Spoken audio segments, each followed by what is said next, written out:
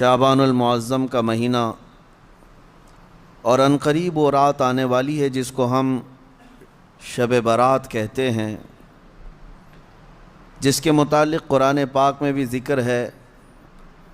اللہ تعالیٰ نے یوں فرمایا، حامیم والکتاب المبین۔ اس سے پہلے کہ نئے سال میں ہمارے لیے کیا کیا ہونا ہے، یہاں تک کہ یہ تک حکم آ جاتا ہے کہ کتنے لوگ پیدا ہوں گے اور کتنے لوگ دنیا سے جانے والے ہیں۔ کئی لوگوں کے متعلق حدیث پاک میں ہے، موت سے پہلے اچانک وہ اللہ کی طرف آ گیا، مسجدوں کی طرف آ گیا اور اللہ کی بارگاہ میں اس سال کی کتاب پیش ہوگی، یعنی شمسی سال کے اعتبار سے، انگریزی مہینوں کے اعتبار سے 2022 اور 23 انکم ٹیکس کا حساب ایسے ہی چلتا ہے، لیکن اخیر وقت کچھ ایسے اعمال کر لو کہ اللہ کی بارگاہ میں جب یہ پیش ہوں تو تمہارے لاسٹ امپریشن کو دیکھا جائے، تمہارے آخری اعمال کو دیکھا جائے کہ آخر میں یہ کیا کرتا تھا، اور ہو سکتا ہے اس آخری عمل کی بدولت اللہ تعالیٰ پچھلے تمام گناہوں کو معاف فرما دے۔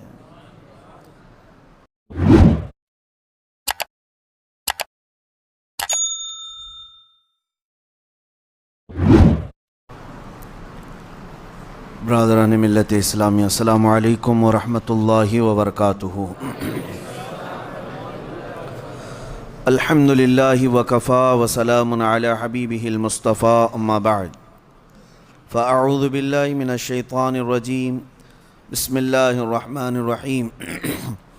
ان اللہ وملائکتہ یصلون علی النبی یا ایہا الذین آمنوا صلوا علیہ وسلموا تسلیما۔ اللہم صل علی سیدنا و مولانا محمد معدن الجود والکرم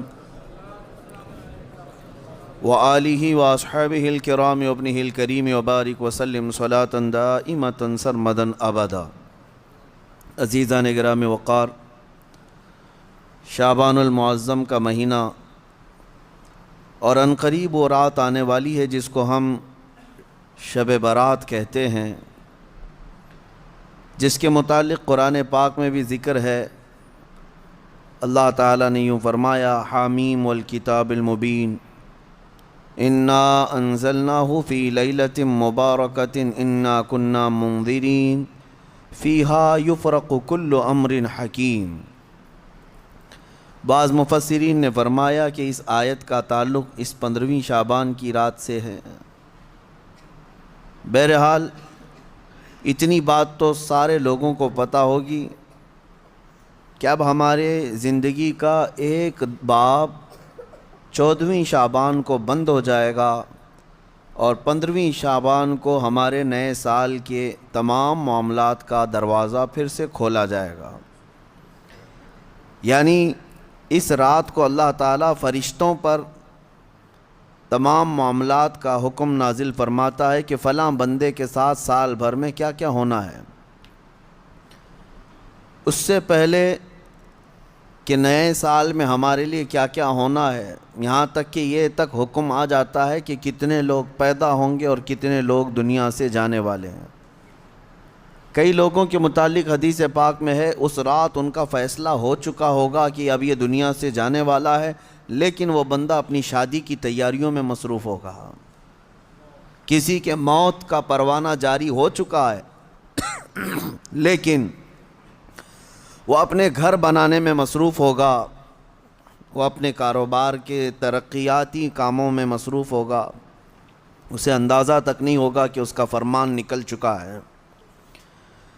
لیکن اس سے پہلے کی ایک بات کہ 15ویں شعبان کو ہمارے متعلق کیا کیا احکامات نازل ہوں گے، یہ سال شروع ہونے پر ہے، لیکن اس سے پہلے کہ ہمارے اعمال جو پیش ہوں گے اللہ کی بارگاہ میں سال بھر کے، اس سلسلے میں تو اب ہم غور کر سکتے ہیں، اس لیے کہ یہ بھی فرمایا گیا کہ خاتمے پر سب کچھ دار و مدار ہے اعمال کا۔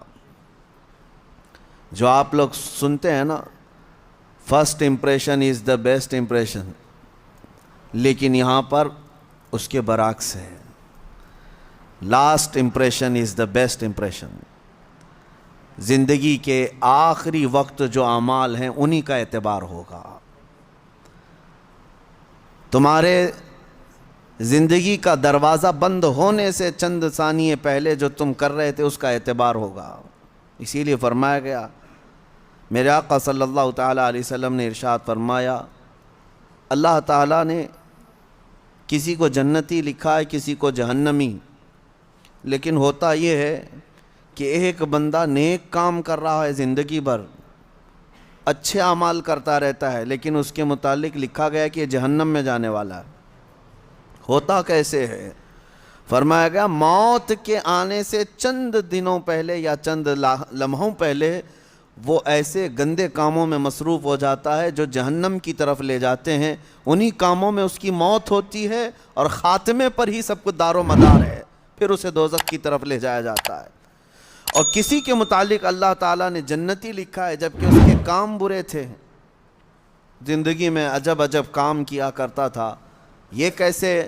فرمایا گیا کہ وہ برے کاموں میں مصروف تو رہتا تھا لیکن موت سے پہلے اچانک وہ اللہ کی طرف آ گیا، مسجدوں کی طرف آ گیا، یہ محافل میں بیٹھنے لگ گیا، اور اسی اثنا میں اس کی موت ہوئی. تو آخر میں جو کچھ کرتا تھا اسی کا اعتبار کیا جائے گا اور اسے جنت بھیج دیا جائے گا. میرے عزیزوں، اب 15ویں شعبان سے پہلے میرے خیال سے 4 یا 5 دن بچے ہیں. اس سال جو کچھ بھی گزرا ہے اس پر اب ایک دروازہ بند ہوگا اور اللہ کی بارگاہ میں اس سال کی کتاب پیش ہوگی. یعنی شمسی سال کے اعتبار سے، انگریزی مہینوں کے اعتبار سے 2022 اور 23 انکم ٹیکس کا حساب ایسے ہی چلتا ہے، 20-21، 21-22، 22-23.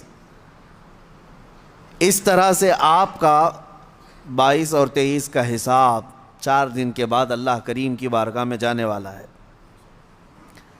سال بھر کیا کیا کیا اس کا احتساب بھی ضروری ہے.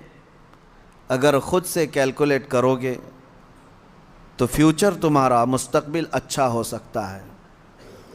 اگر احتساب نہیں کرو گے تو پرانی غلطیاں ویسی کی ویسی رہ جائیں گی اور اسی پر تم آگے عمارتیں بڑھاتے چلے جاؤ گے. احتساب اولیاء کاملین کی محفلوں کی ایک خاص تربیت کا نام ہے، احتساب.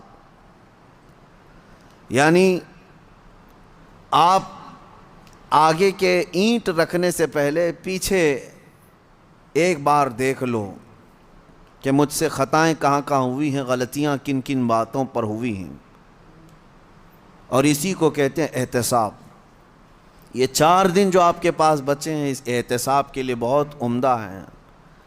اور پھر ہو سکے تو جیسے ہمارے بزرگوں کا معمول ہے، ہم 14 شعبان کو بھی 15 شعبان کو بھی روزہ رکھ لیتے ہیں. وجہ کیا ہے؟ بعض لوگ خامخواہ ہم سے بحث کر رہے ہیں، اس کی دلیل کہاں ہے، اس کی دلیل کہاں ہے، یہ کہاں سے ثابت ہے، وہ کہاں سے ثابت ہے. ان کو شب برات کے روزوں کے متعلق بڑی عجیب سی بات ہے. بات صرف اتنی سی ہے کہ ہماری تمنا یہ ہے کہ ہمارے اعمال جب اللہ کی بارگاہ میں جا رہے ہوں 14 شعبان کو، اس وقت بھی ہم روزے کے عالم میں ہوں، اور جب ہمارا نیا سال شروع ہو رہا ہو اس وقت بھی ہم روزے کے عالم میں ہوں. کیا یہ بہتر طریقہ نہیں ہے؟ اسی لیے بزرگوں کا معمول رہا کہ اس سال جو بھی چلا، جیسا بھی گیا، گزرا تو ہے، لیکن اخیر وقت کچھ ایسے اعمال کر لو کہ اللہ کی بارگاہ میں جب یہ پیش ہوں تو تمہارے لاسٹ امپریشن کو دیکھا جائے، تمہارے آخری اعمال کو دیکھا جائے کہ آخر میں یہ کیا کرتا تھا. اور ہو سکتا ہے اس آخری عمل کی بدولت اللہ تعالیٰ پچھلے تمام گناہوں کو معاف فرما دے.